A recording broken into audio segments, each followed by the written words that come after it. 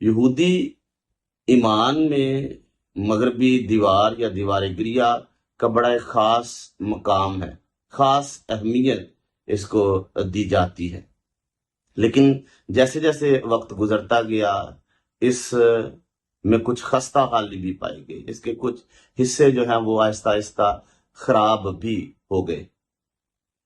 اور 16ویں صدی میں آرتھوڈکس یہودیوں نے وہ خستہ حال حصوں کو، وہ دراڑوں کو جو اس دیوار میں آ گئی تھی، وہاں پر اپنی دعاؤں کو پرچیوں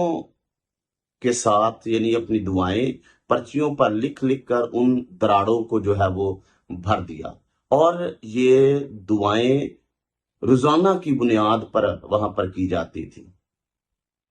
روزانہ اور سبت کے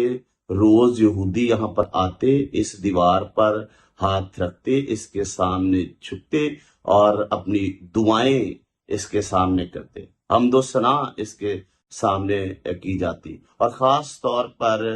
ایک رسم جو ہے وہ ادا کی جاتی ہے جس میں یہودی 12 سال کا لڑکا اور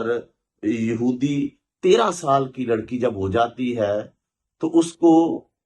اس مقام پر لایا جاتا ہے اور اسے خاص طور پر شریعت کی پیروی کرنے کے لیے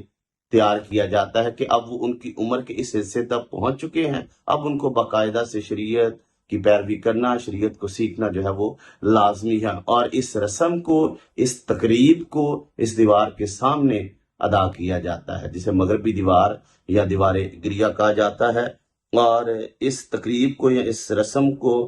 بر اور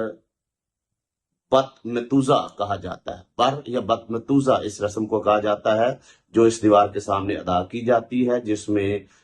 نوجوان لڑکا جب وہ 12 سال کا اور نوجوان لڑکی جب وہ 13 سال کی ہو جاتی ہے، یہاں پر اس کو لاتے ہیں، ایک تقریب ادا کی جاتی ہے جس میں ان کو خاص طور پر تیار کیا جاتا ہے کہ اب ان کو یہودی شریعت کو سیکھنا اور اس کی پیروی کرنا جو ہے وہ لازم ہے۔